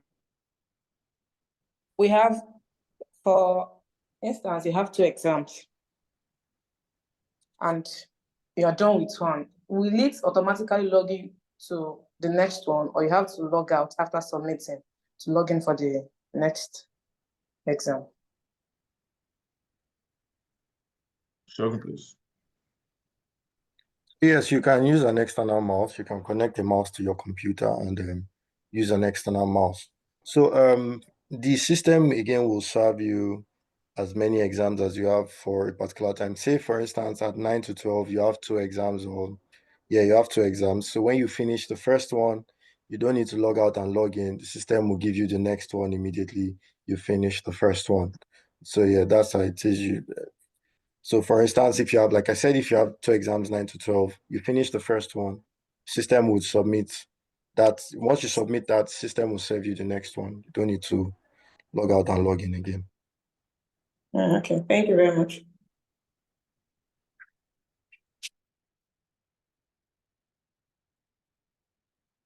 Please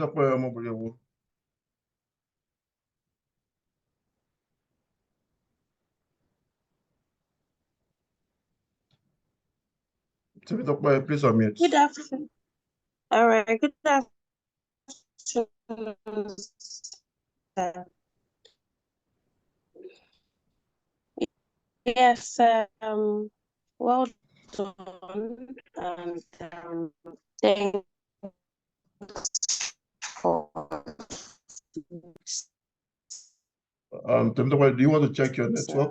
Because we webinar. can barely hear you. September, I wrote, and I successfully made. Okay, can you hear me now? Okay, I think it's better now.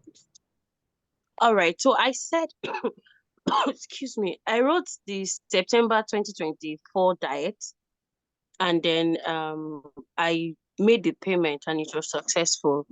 I have 2 receipts, which I'll be writing this December. But upon checking my portal, I saw that I'm to pay for annual due. I just wanted to confirm if that's true, that I'll be paying for annual due, or it's a mistake. That's my number 1 Refresh your question. page. Number 2 question, I should refresh. Yes. What if it still persists? What do I do?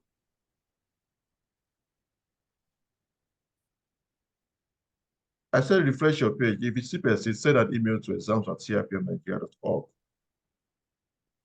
All right, thank you. My number 2 question is, I have a friend that had she failed 3 courses and then she passed 2. So the last webinar I joined late. So I wasn't sure if I heard you say that even if you pass just 2 and you fail 3, you can write just the 3 courses in the next diet. Is that true? Did I hear you well? Yes, that's what I said. And You failed 3 subjects all right. out of 5 subjects. So you have to take the 3 subjects. Yes. Okay, but our portal is still showing that she failed all. Tell her to send an email And to she's been trying. exams@cipmnigeria.org. Okay. All right. Thank you. Thank you very much. That's all for now.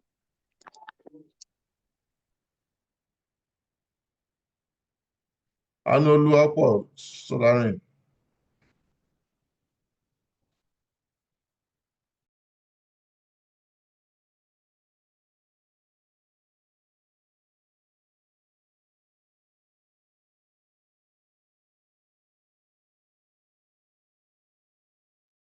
Hello, good evening. Can you hear me? Hello. Hello, Anoluapo, please. Okay, can you hear me? All right, so Yes. I have a question, yeah. This is my first time of writing CIPM examination. So I would like to ask, is it possible to split your courses if you feel that you can conveniently Sorry, Anoluapo, I'm struggling to hear you. okay, can you hear me, please? But it's not clear. How about now, sir? Can you hear me now? Better now. Okay, okay. So I would like to ask, is it possible for one to split his or her courses if the person feels that he or she can conveniently write some particular courses adequately than the other, just to manage time and performance per se? So I don't know if it's possible, or when you register for the whole courses and you must write the whole courses all at once. Okay, so at the moment, what we have, the current examination portal that we have does not accommodate that. So, but we are looking towards that from next year, whereby students can decide if, for instance, if you have to write 4 subjects in intermediate 2, and you feel that you can conveniently write 2 out of the 4. So at the point of registering for the examination, you can select the 2 subjects you feel that you can comfortably register to write, okay, for that diet, and then come back the subsequent diet to take the remaining 2. So, but for now, what we have currently, it requires you to register for all the subjects. And by the time you register for all the subjects, that means you are making payments for all the subjects, and you have to take all the subjects for now. So that's what we have currently. All right, thank you. That. Okay.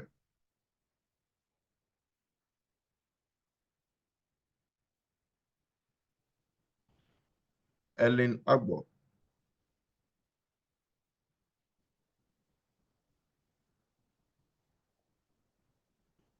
Ellen Agbo, please unmute and speak.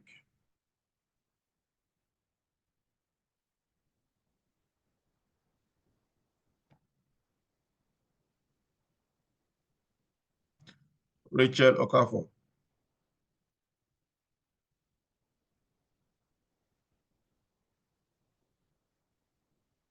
Rachel Okafor.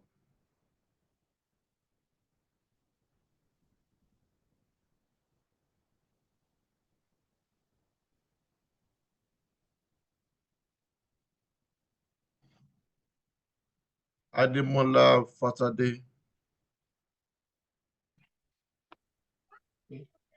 Good evening, sir. Good evening. Thank you. You made mention of 5 minutes grace or break or so. So I wanted to ask if this is for each course for the exam or just 5 minutes for the whole exam of the day. Thank you. Okay, so for each examination paper, you have the grace of 5 minutes. So let's say, for instance, you are done with the first paper and you feel like using the restroom. So that is called a comfort break, 5 minutes comfort break. So you can easily go and make use of your restroom. So that's what the 5 minutes is meant for. But if you have maybe an issue with your laptop, or you need to get up and check, you can just speak to the system and tell the system you want to go and do this, and quickly go and come back. So, but it's not as if you'll be asking for 5 minutes, going for 5 minutes at every time. No. Okay, thank you very much. That will be all. Okay. Okay, so at this point, This is 4:56.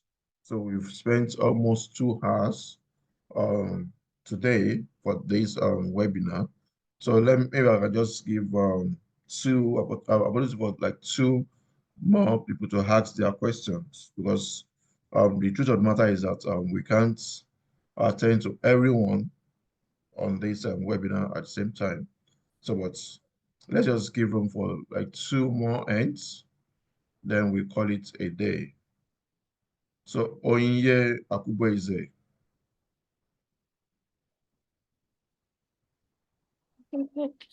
Good evening, everybody. Good evening. Okay, basically, mine is not a question, it's just an appeal. The last time I really had it hard, the last September, I didn't get my username or password. I kept struggling. I kept struggling until the day of the exam. And trust me, it was frustrating. I felt very bad because I practically paused everything I was doing, paused work, just to write this exam. And at the end of the day, I didn't write the exam. So right now, I cannot even take leave or anything. So I have to just squeeze in the period. I'm actually appealing for the username and password, because the only problem they said I had is that I registered too early. And I don't see that as a problem. In fact, I feel like I'm supposed to be on the top of the list to get the username and password, but they said I registered too early, so I couldn't get my username and password. So I'm kindly appealing that please, let's do things right this time. Or is there any other way we could get this username and password apart from emails? Okay, Oyinye, sorry Or for to your find, sorry, is there any other way we could find out if our names are registered for the username, to get the username and password? Can I please respond to your question or Yes, your please. issue? Okay, so first thing, apologies for your experience, and then nobody said that or blame you for registering too early. So there's nothing like registering too early. Okay, so what happened then was there's a glitch on the portal, so which affected some students who registered within the period you registered. And that's why at the end of the day, your name was somehow omitted. Okay, so, but that have been corrected even before the end of the registration period. That have been corrected. Okay, so, but like what I said earlier, if you've been following us, I said that if you did not get your exam login details, like 5 minutes before 5 days before the exam day, reach out to us on time, because we notice that a lot of students wait until on the examination day before they reach out to us that they did not receive their login details. So if you had contacted us earlier enough, we would have checked and know that, okay, you are among the people who were affected. So that's what happened. So this time around, 5 days to the exam day, if you have not received your login details, we are telling you to please reach out to us so that we can know if there are issues or not. And also there are some that we actually sent to them, probably their email, they went to their junk folder, but they did not check. So that's another thing. If you are expecting an email from CIPM, if you check your inbox, you did not get it there, check your junk folder or your spam folder. It might probably go in there. So that's the situation around this issue of getting your login details for the examination. Okay, thank you very much. You're welcome. So this will be the last Harrison Oshilin. Harrison, please ask your question. Good evening. Can you hear me? Please increase the volume. All right. So can you hear me better now? Okay, it's better now. Okay, so I want to ask, when I was doing the demo, I used the test link, this system that I'm using, the work system, and there was no obstruction. It mentioned that we had to download a secure browser. I've not downloaded that secure browser, and I was able to do this test successfully. So is it that my system allows it, or it has not been done? I just needed clarification on that. And also, I don't used to get emails from CIPM. So she called me, so I don't. Okay. Yeah. This is what I was talking about, that when you go and type in the link and you don't start from SB, you won't be, the secure browser would not, you won't call up the secure browser, right? If you just go ahead and type dragnet.ng/practice_test, you will not call up the secure browser.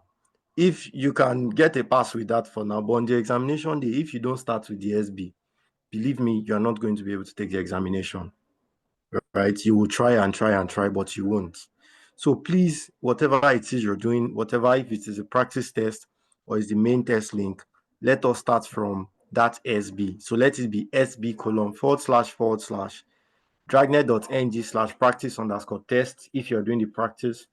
If it is on the examination day, let it be SB://testclient.fot.com.ng. Thank you. Sorry, one last question. Can I go ahead? Go on, please. Okay, so I registered this CIPM. I had my admission. That's 2022, maybe 2023. So since then, I've not registered for exam. So I just did my first registration this time around. Am I supposed to pay for all the outstanding dues, annual due? Because I'm not able to download my photo card because it's telling me that I have outstanding dues that I need to pay. Yeah, so you're expected to pay your annual due from the year you admitted. So if you are admitted in 2022, okay, so you're not paying for 2022, your annual due will start counting from 2023 to date. Okay. All right. All right. So thank you once again, everyone. We sincerely appreciate you for being part of today's webinar, which is the fourth webinar for the December diet examination. So before we call it a day, just want to call on Shegun if you have any last word for the student community, just an advice to the students before the end of today's webinar. Yeah, thank you, Samuel. So let us just all try to follow all of the instructions that we have given here so that we don't have any issues. Then it is very, very important that you do the practice and practice and practice.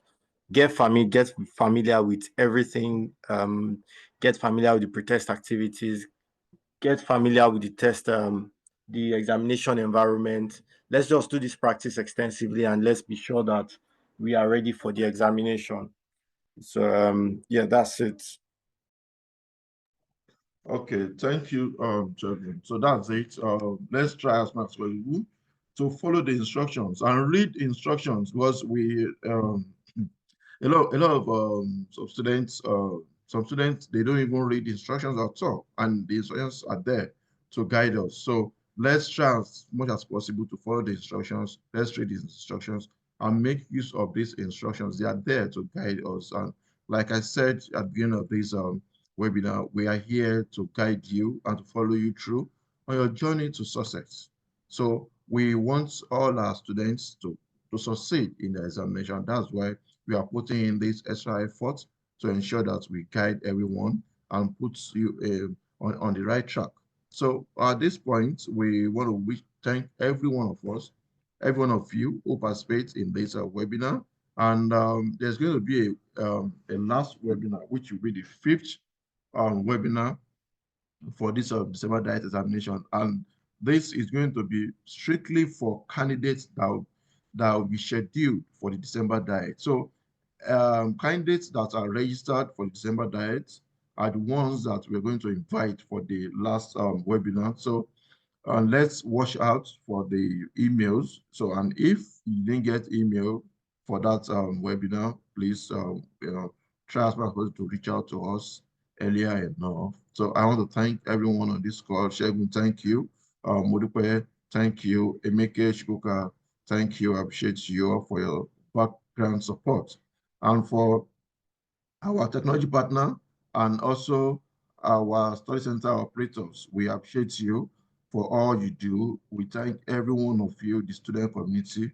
At this point, we wish you all the very best, and then good luck till next time we meet. Bye for now.